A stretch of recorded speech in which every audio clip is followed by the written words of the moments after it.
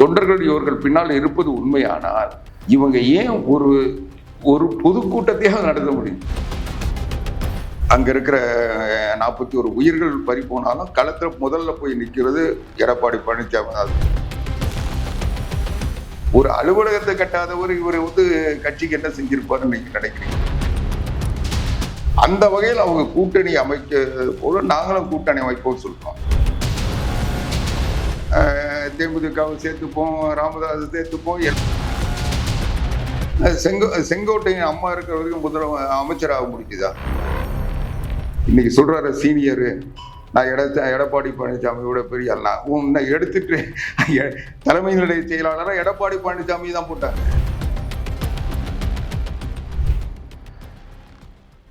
வணக்கம். நம்மோடு இன்று இணைந்திருப்பவர் அதிமுகவின் செய்தி தொடர்பாளர் ஆவடி குமார் அவர்கள். வணக்கம் சார். வணக்கம் சார். நல்லா இருக்குங்களா? நல்லா இருக்கு சார். 4 பேரும் இப்போ ஒன்றுபட்ட அதிமுக வேணும்னு சொல்றாங்க. இப்போ இது வேற ஒரு இமேஜை உருவாக்குதுன்னு தோணுது. ஏன்னா இப்போ 4 பேரும் நமக்கு ஒரு ஒன்றுபட்ட அதிமுக வேணும் அப்படின்னு சொல்லும் போது எடப்பாடி மட்டும் வேண்டாம்னு சொல்றாரோ ஏன் அப்படிங்கிற ஒரு இமேஜ். நீங்க சொல்ற அந்த 4 பேர்களும் அரசியல் அநாதிகள் மட்டும் இல்ல, அதிமுகவுக்கு சம்பந்தம் இல்லாதவங்க. அதிமுகவுல எந்த விதமான தாக்கத்தையும் அவங்க ஏற்படுத்த முடியாது. இன்னும் நீங்க கேட்கறதுனால சொல்றேன், நீங்க அதை சொன்ன அத்தனை பேர்ல இப்ப செங்கோட்டையும் புதுசா சேர்ந்திருக்காருன்னு வச்சுங்க. ஏற்கனவே இந்த செங்கோட்டையின் அம்மா இருக்கிற வரைக்கும் அமைச்சராக முடிக்குதா? அம்மா இருக்கிற வரைக்கும் அவர் அம்மாவை போய் பார்த்தாரா?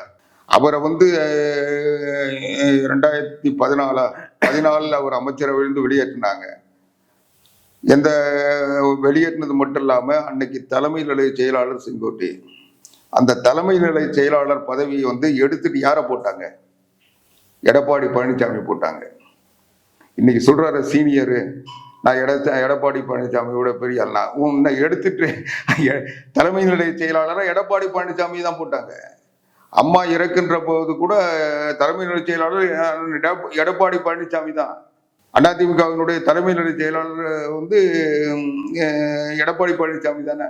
செங்கோட்டையை அந்த இருந்த பதவியிலிருந்து எடுத்தாங்கல்ல, மறுபடியும் சேர்க்கல. அம்மா உயிரோடு இருந்த வரைக்கும் அந்த பதவி கிடைச்சா. சரி, ஈரோடு மாவட்ட செயலாளர் பதவி எடுத்தாங்களா? அது கொடுத்தாங்களா? அமைச்சரவையிலிருந்து நீக்கினாங்களா? அதுக்கப்புறம் கொடுத்தாங்களா? உனக்கு எந்த தகுதியும் இல்லை, நீ அமைச்சராக இருக்க தகுதி இல்லாத ஒரு ஆள்னு தூக்கி போட்டவங்க புரட்சி தலைவி அம்மா. ஆனா அதை கூட மறந்துட்டு புரட்சி தமிழர் எடப்பாடியார், சரி நம்ம விட சீனியரு, நம்ம பகுதியில் இருக்கிறாரு, ஏதோ ஒரு பாசத்துல அவரை பள்ளிக்கல்வித்துறை அமைச்சராக்கினார். அதுக்கு காட்ட நன்றி கடனா. நீ 4.5 வருஷம் 4.25 வருஷம் நீ அமைச்சரா இருக்க சொல்ல எதுவுமே தெரியல. அப்ப எடப்பாடி பழனிசாமிக்கு தகுதி இருந்தது, சீனியாரிட்டி இருந்தது, அவர் முதலமைச்சராக இருக்கிறது உனக்கு சந்தோஷமா இருந்தது. இன்னைக்கு அவர் ஜூனியரு, அவர் கட்சிக்கு எப்போ வந்தாருன்னு கேள்வி கேட்குறீங்கன்னா உங்களை பத்தி மக்கள் என்ன நினைப்பாங்க? அதிமுக தொண்டர்களுக்கு தெரியும் இவருடைய கட்சி செயல்பாடு என்ன, இவருடைய இந்த ஒயிட் காலர் அரசியல். அவர் தலைமைச் செயலகத்திலேயோ அல்லது அவருடைய வீட்டிலேயே இருந்து தொண்டர்களை சந்திச்சதை விட, கட்சிக்காரனை பார்த்ததை விட இவர் ஹோட்டல்கள்ல தங்கியிருந்த நாட்கள் தான் அதிகம். அதான் இப்ப அவங்க எல்லாம் வந்தாங்கன்னா இப்ப இன்னும் அதிமுகவுக்கு துரோகம் இழைப்பாங்கன்னு நினைக்கிறீங்களோ? இப்போ நீங்க பண்ணிடுவாங்க. துரோகம் இல்லைங்க. இவங்க இன்னைக்கு செங்கோட்டையனை கோபிச்செட்டிப்பாளையத்துல நிறுத்தி இருந்தா ஒருத்தன் வேலை செய்ய மாட்டான். தொண்டர் எங்க இவங்களே ஆண்டாண்டு காலம் என்னவோ திமுக மாதிரி அப்பம் புல்லன்னு சொல்ற மாதிரி அவங்க உட்கார்ந்துக்கிட்டு இவங்களே எம்எல்ஏவா இருப்பாரு, மந்திரியா இருப்பாரு. அந்த மாவட்டத்துல ஒருத்தரையும் வளர விட மாட்டாரு, அந்த தொகுதியில ஒருத்தரையும் சேர்க்க மாட்டாரு. இவர் ஒரு 4 பேரை வச்சுக்கிட்டு இவரு எல்லாம் பண்ணிட்டு இருப்பாரு. கட்சிக்காரன் உடைச்சு ஓடா போவான். அது ஒரு சிலர் வச்சுட்டு கொள்ளடிப்பாங்க. அந்த கொள்ளடிச்சவங்கலாம் திமுகவுக்கு போவாங்க. இந்த கட்சி உருப்பட விடாம செய்யறதுக்கு என்னவோ இவருக்கு தனிப்பட்ட இவருடைய செல்வாக்கு வளர்த்துக்கிட்டு இருப்பாரு. இன்னைக்கு 40 வருஷமா சட்டமன்ற உறுப்பினர் இருந்தேன்னு சொல்றாருல்ல, சீனியர் என்று சொல்றாரு. வெக்கம் வேணாம். இன்னைக்கு அதிமுக புரட்சி தலைவர் எம்ஜிஆர் காலத்திலும் சரி, கோவை இதய தெய்வ மாளிகையிலிருந்து எல்லாத்தையும் அங்கங்க கட்சியினுடைய அலுவலகங்கள் உருவாக்கப்பட்டது. ஆனா இவர் இதுவரைக்கும் 40 வருஷம் சட்டமன்ற உறுப்பினரா, மாவட்ட செயலாளரா, மந்திரியா எல்லா பதவியும் வச்சார்ல. கோபிச்செட்டிப்பாளையத்துல ஒரு கட்சி ஆபீஸ் இருக்கா? கட்சி ஆபீஸ் இருக்காங்க, ஒரு இடத்த வாங்கி கட்சிக்குன்னு ஒரு அலுவலகம் கட்ட முடியுதா? இதே நாமக்கல்ல இல்லையா, கோயம்புத்தூர்ல இல்லையா, எல்லா மாவட்டங்களிலும் இருக்கு. அந்த கொங்கு மண்டலத்துல அதிமுகவுடைய தேர்தல் அலுவலகம் இல்லாத மாவட்டம் செங்கோட்டையனுடைய சாதனை. நீங்க தர்மபுரியில KP அன்பழகன் அருமையா கட்டி வச்சிருப்பாரு. எல்லா மாவட்டங்கள்லயும் கட்சி அலுவலகம் இருக்கு, தொண்டர்களுடைய எப்ப வேணா போகலாம் தங்கலான்ற நிலைமையில வச்சிருக்கு. சொல்ல இவர் ஒரு அலுவலகத்தை கட்டாதவர், இவர் கட்சிக்கு என்ன செஞ்சிருப்பாருன்னு நீங்க நினைக்கிறீங்க? அதனால அவர் இழப்பு அதிமுக பலம் சேர்த்திருக்கு. அதிமுக நீங்க ஒருங்கிணைப்புன்றீங்களே, அன்னைக்கு அதே தேவர் திருமகனுடைய ஜெயந்தியில போய் சேர்ந்தாங்க. 4 பேரும் ஒன்னா நின்னாங்களா? நீங்க பாத்தீங்களா? இவர் மதுரைக்கு முன்னாள் போயிட்டாரு, பன்னீர்செல்வம் அவரை கூட்டிட்டு கார்ல போறாரு. சொல்ல தினகரன் அங்க வழியில வந்துருவாரு, அங்க சேர்ந்து போலான்றாங்க. இவங்க போய் நிக்கிறாங்க, அவர் வராரு. வந்த உடனே இருங்க சசிகலா வந்துட்டும் போயிடலான்னு சொல்றாங்க. அப்ப அவர் என்ன சொல்றாரு, அவங்க வர சொல்ல வரட்டும், நம்ம போயிடுவோம், அங்க போய் இருப்போம் அப்படின்னாரு. சரின்னு போனாங்க. இவங்க அஞ்சலி செலுத்திட்டு வெளியே வந்துட்டாங்க. அவங்க இன்னும் சேரலன்னு ஒண்ணு. சரி நான் போறேன், அவங்க வந்தா நீங்க பாத்துக்கன்னு போயிட்டாருல. இது என்னங்க ஒற்றுமை? இதான் ஒற்றுமையா? சரி, பன்னீர்செல்வத்தோட நீக்கப்பட்டவங்க எத்தனை பேரு? 4 பேர் நீக்கினாங்களே. வைத்திலிங்கம் எங்க போனாரு? வைத்திலிங்கம் ஏற்கனவே தேவர் ஜெயந்திக்கு இதுவரைக்கும் எனக்கு தெரிஞ்சு எல்லா தேவர் ஜெயந்திக்கும் அங்க அஞ்சலி செலுத்திட்டு இருந்தவர். இந்த வாட்டி இந்த பாவிங்களை பார்க்க கூடாதுன்னு ஏன் ஓடி போறாரு? ஜேசிடி பிரபாகரன் எங்க? இந்த 4 பேர் தானே சேர்த்து பொதுக்குழுல நிக்கணும். அந்த 4 பேர்ல மத்த 3 பேர் எங்க போனாங்க? பன்னீர்செல்வத்தோட 3 பேர் இருக்கணுமா இல்லையா? இவங்க 4 பேரை ஒற்றுமையா இல்ல, கூட்டிட்டு அங்க ஒரு பேச்சுவார்த்தை நடத்த முடியல. இன்னைக்கு மனோஜ் பாண்டியன் திமுகவுக்கு போயிட்டாரு. இவங்க என்ன ஒற்றுமையை உருவாக்கி இருக்காங்க, உருவாக்க முடியும்? அந்த இமேஜ் உருவாக்குறாங்க. இமேஜ் கிடையாதுங்க, அது அதுதான் அனைத்து இந்திய அண்ணா திராவிட முன்னேற்ற கழகத்தினுடைய பொதுச் செயலாளர் புரட்சி தமிழர் எடப்பாடியார் சொன்னதுதான் உண்மை. இவங்க திமுகவினுடைய பி டீம். அந்த மீடியா மாஃபியாக்கள் உருவாக்கி தருகின்ற அவர்கள் பண்ற விளம்பரம் தான் இது. அந்த செய்திகள் தான் இன்னைக்கு ஸ்ப்ரெட் ஆகிட்டு இருக்கு. இவங்க என்னன்னா திமுக இன்றைக்கு உளவுத்துறையிலிருந்து, அவங்களுடைய வியூக வகுப்பாளர்கள் இருந்து, அவங்களுடைய கருத்து கணிப்பாளர்கள் இருந்து தர செய்தி, எடப்பாடி பழனிசாமியுடைய அந்த எழுச்சி பயணத்துக்கு பிறகு திமுகவுக்கு வாய்ப்பு இல்லை, அனைத்து இந்திய அண்ணா திராவிட முன்னேற்ற கழகம் வெற்றி நோக்கி போயிட்டு இருக்கு. இன்னைக்கே இருக்கிற நிலவரத்துல 150 தொகுதி அவர் கடந்தப்போவே 106 தொகுதியில திமுக வெற்றி வாய்ப்பு இல்லை, அதிமுக வெற்றின்னு சொல்லி செய்திகள் வெளிப்பட்டன. அப்போ அதுவும் உளவுத்துறை சொன்னதாவே செய்தி வந்தது. அப்போ அவங்க என்ன நினைக்கிறாங்க, அனைத்து இந்திய அண்ணா திராவிட முன்னேற்ற கழகம் பாரதிய ஜனதா கட்சி கூட்டணி வெற்றி பெறக்கூடாது. அப்போ வெற்றி பெறக்கூடாதுன்னா எடப்பாடி பழனிசாமியை பலகீனப்படுத்தணும்.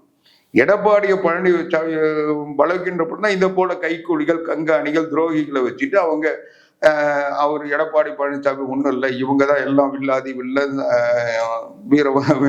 வீர மார்த்தாண்டன், இவங்க அதை இந்த மீடியா மாஃபியாக்களை வச்சுட்டு ப்ராபகண்டா பண்றாங்க. நான் கேட்கிறேன், இவங்க யோக்கியமானவங்க இருந்தா இவங்க, அதாவது தேவர் திருமகன் சிலைக்கு முன்னால இவங்க இந்த இணைப்பு நாடகத்தை நடத்துனாங்கல்ல, அவர் கால் தூசுக்கு இவங்க சமம் ஆவாங்களா? அவர் எந்த தேர்தலையாவது போட்டியிட்டு வெற்றி வாய்ப்பு இழந்தாரா?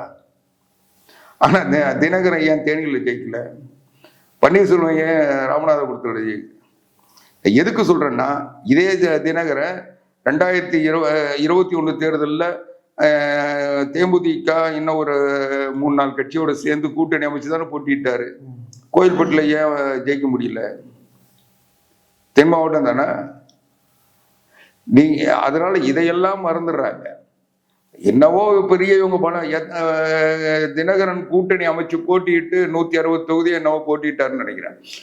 போட்டிட்டு எத்தனை 2% ஓட்டு. பார்லிமெண்ட் எலெக்ஷன்ல 2 பார்லிமெண்ட் சீட்டு வாங்கி போட்டிட்டாரு. சுயேட்சையாவோ அவர் கட்சி சார்பில் தனியாவோ போட்டியிடல. இந்தியாவினுடைய பிரதமராக நரேந்திர மோடியை உருவாக்குவோம்னு சொல்லி பாரதிய ஜனதா கட்சியினுடைய NDA வேட்பாளர், எல்லாரும் சொல்ற மாதிரி பன்னீர்செல்வம் சும்மா போய் நின்னாரு. சும்மா நிக்கல, NDA வேட்பாளர் நின்னாரு. NDAக்கு கிடைச்ச ஓட்டு, இந்தியாவுக்கு பிரதமர் நரேந்திர மோடி வேணுன்றவங்க போட்ட ஓட்டு, இவருக்கு நான் பன்னீர்செல்வத்துக்கு போட்ட ஓட்டாது. தினகரனுக்கு போட்ட ஓட்டா. அந்த ஓட்டுலயே நீங்க ஜெயிக்க முடியலையே. அதுக்கு முன்னால ரவீந்திரநாத் அந்த தொகுதியில ஜெயிச்சிருந்தாருல்ல, அதிமுக தொகுதி தானே. நீங்க அதிமுக ஓட்டுல உங்களுக்கு வந்திருந்தா ஜெயிச்சிருக்கணும்ல தினகரன். அதனால அது எதுவுமே இல்லை. இவங்களுடைய சுயநலத்துக்காக இவங்க வந்து ஏதோ ஒரு பெரிய சக்தி இருக்கிற மாதிரி அவங்களுக்கு பின்னால் தொண்டர் இருக்கா மாதிரி. ஏன்னா தொண்டர்கள் தான் எண்ணிக்கையை காட்ட முடியாது. நீங்க பொதுக்குழுன்னா எண்ணிக்கை எண்ணி பார்த்துருவாங்க. அவர் பொதுக்குழு, இவர் பொதுக்குழுன்னா யார் பொதுக்குழுன்னு பட்டியல் இருக்கு. அது தேர்தல் கமிஷன்ல ஏற்கனவே இருக்கு. அதனால புதுசா ஒருத்தரை போய் பொதுக்குழுன்னு சொல்ல முடியாது. ஆனா தொண்டர் யாரும் வேணா போகலாம். திமுகவோட வந்து 4 பேரை கூட்டிட்டு வந்து அதிமுக வேஷ்டி கட்டிட்டு, அவங்க இப்போ வேஷ்டி கட்ட முடியாதனால சாதா வேஷ்டி கட்டிட்டு இவங்க தொண்டர்கள். நான் கேட்கிறேன், இவங்க தொண்டர்கள் என்றால், தொண்டர்கள் இவர்கள் பின்னால் இருப்பது உண்மையானால் இவங்க ஏன் ஒரு பொதுக்கூட்டத்தையாக நடத்த முடியும்? நான் இந்த 4 வருஷத்துல பன்னீர்செல்வம் வெளியே போய் 4 வருஷம் ஆச்சு இல்ல, 4 வருஷத்துல அம்மா பிறந்த நாள் எத்தனை முறை வந்திருக்கு? புரட்சி தலைவர் எம்ஜிஆர் பிறந்த நாள் எத்தனை முறை வந்திருக்கு? கட்சியினுடைய ஆண்டு விழா எத்தனை முறை வந்திருக்கு? ஒரு பொதுக்கூட்டம் நடத்திருக்காங்களா? என்ன செஞ்சிருக்காங்க? சும்மா வந்து வாயில வடை சுட்டுக்கிட்டு பத்திரிகை இருக்குது, திமுகவுடைய மீடியா மாஃபியாக்கள் இருக்காங்க, அவங்கள வச்சுக்கிட்டு இவங்க வந்து படம் காட்டிக்கிட்டு இருந்தாங்கன்னா, இந்த படத்தை பார்த்து பயப்படுறதுக்கு அதிமுக தொண்டர் யாரும் தெளிவில்லாம இல்லை. அதனால அதிமுகவுக்கு இவங்களுடைய சரித்திரம் தெரியும், அதிமுக தொண்டர்களுக்கு இவங்களுடைய யோகியதை தெரியும். அதிமுக தொண்டர்கள் இன்னைக்கு திமுகவினுடைய சூழ்ச்சியிலிருந்து இன்றைக்கு தமிழ்நாட்டு மக்களை மீட்கின்ற சக்தி அண்ணா திராவிட முன்னேற்ற கழகத்தை மீட்டெடுத்த பொதுச் செயலாளர் புரட்சி தமிழர் எடப்பாடியாருக்கு மட்டும்தான் இருக்கின்றத மக்கள் நம்புறத போல கட்சி தொண்டர்கள் நம்புறோம். அதனால இன்னைக்கு எந்த சூழ்நிலையிலும் எடப்பாடி பழனிசாமியை யார் பலகீனப்படுத்தினாலும் அவங்கள வந்து நாங்க பலகீனப்படுத்துவோம். அவங்கள வந்து எதிர்க்கிறதுல எங்களுக்கு எந்த தயக்கமும் இருக்காது. ஏன்னா அவங்க வந்து திமுகவுக்கு பலியாகி திமுகவினுடைய கைக்கூலிகளாக மாறி இந்த கட்சியை அழிப்பதற்கு வந்த கோடாரி காம்புகள். இந்த கோடாரி காம்புகளை ஒழித்தால்தான் திமுகவை ஒழிக்க முடியுன்ற நிலையில் இன்னைக்கு அவங்கள பத்தி பேச வேண்டியிருக்கு. ஆமாம் சார், இப்போ நாங்க பலமா இருக்கோம் அப்படின்னு சொல்றீங்க. ஆனா பொங்கலுக்குள்ள எங்களுக்கு வந்து ஒரு நல்ல கட்சி வரும், நியூ இயருக்குள்ள ஒரு கட்சி வரும், ஏன் தொடர்ந்து அந்த நான் சொல்றேன். அதாவது புரட்சி தமிழர் எடப்பாடியாரை எப்போ பாரதிய ஜனதா கட்சியினுடைய கூட்டணி அமைச்சதோ, இன்னும் சொல்ல போனா இந்தியாவினுடைய உள்துறை அமைச்சர் அமித்ஷா அவர்கள் எப்போ அவர் வந்து முதலமைச்சர் வேட்பாளராகவும் இந்த கூட்டணிக்கு தலைமை ஏற்பவராகவும் அறிவிச்சாரோ அன்றைக்கே முதலமைச்சர் அவர் தான் முதலமைச்சர்ன்றது இன்றைக்கு மக்களால் ஏற்கப்பட்டு விட்டது. ஆனா மக்கள் அமித்ஷா சொல்லிட்டாரு, பாரதிய ஜனதா கட்சி சொல்லிடுச்சு, மக்கள் ஏத்துக்கிட்டாங்க, கட்சி தொண்டர்கள் நம்புறாங்க. அதனால அவர் போய் வீட்டுல படுக்கல. 24 மணி நேரத்துல 18 மணி நேரம் ரோட்ல நிக்கிறாரு, மக்களோட நிக்கிறாரு, களத்துல நிக்கிறாரு. இது வரைக்கும் 173 தொகுதிகளில் சுற்றுப்பயணம் செஞ்சிருக்காரு. ஒரு தொகுதியில 20,000 to 30,000 பேர் சந்திச்சு வாக்காளர்களோட பேசிட்டு வந்திருக்காரு. இது இல்லாம அங்கங்க நெசவாளர்கள், அங்கங்க மீனவர்கள், அங்க இருக்க தொழிலாளர்கள், தொழில்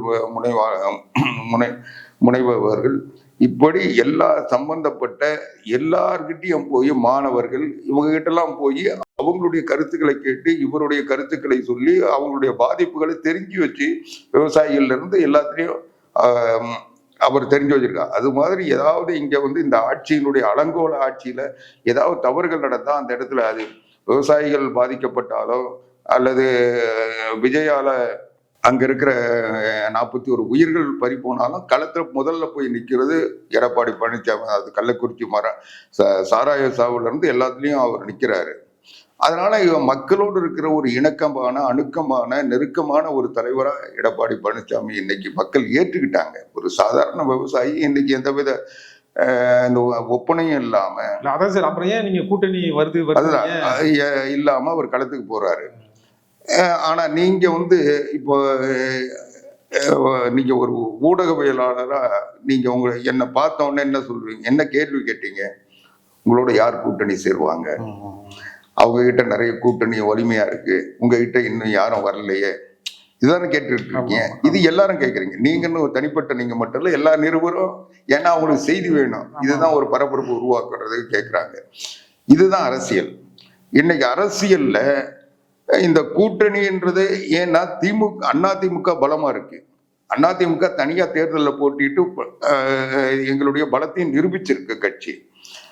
ஆனா திமுக அப்படிப்பட்ட கட்சி இல்லை. திமுக எப்பவுமே பலமா இருந்தது இல்லை, இப்பவும் பலமா இல்லை. அவங்களே சொல்றது எங்க கட்சிக்கு பலம் இல்லை, கூட்டணி பலத்தால நாங்க நிக்கிறோம் சொல்றாங்க. அதனால அவங்க கூட்டணி அமைக்கிறாங்க.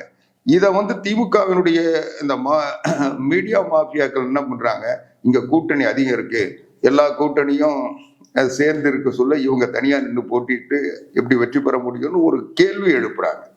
அப்போ நாங்க என்ன சொல்றோம், அந்த எதிரி எந்த ஆயுதத்தை பயன்படுத்துறாங்களோ அதுக்கு இணையான ஆயுதத்தை பயன்படுத்தினாதான் அரசியல் களத்துல நிலைக்க முடியும்.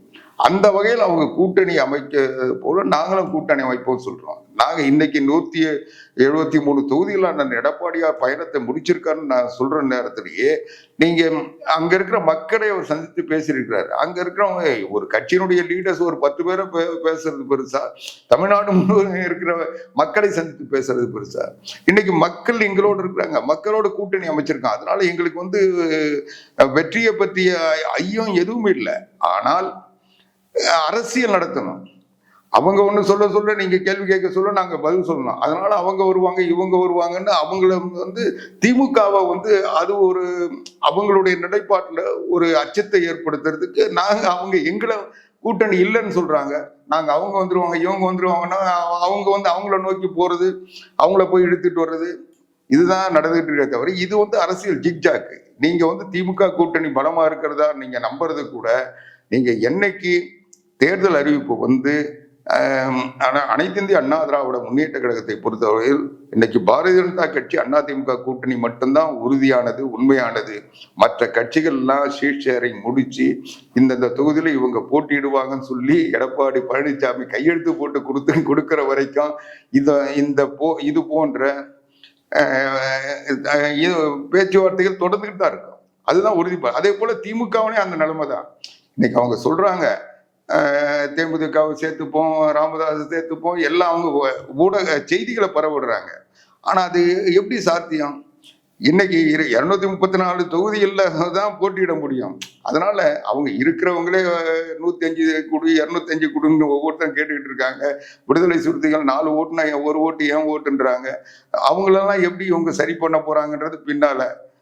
இது இல்லாம இந்த அனாதைகள்லாம் மடம் கட்டுறதுக்கு திமுக தான் சிறந்த இடம் சொல்லி அவங்க ஒரு பக்கம் வந்துட்டு இருக்காங்க. இந்த தனியரசு அந்த ஒரு 4 பேர் இருக்காங்களே, கருணாசு, இந்த மாதிரி அவங்களும் திமுகவில் இப்படியோ எல்லாரையும் சேர்த்து எப்படி சீட்டு கொடுப்பாங்கன்றது, நோட்டு கொடுப்பாங்க ஆனா சீட்டு கொடுப்பாங்களான்னு தெரியாது.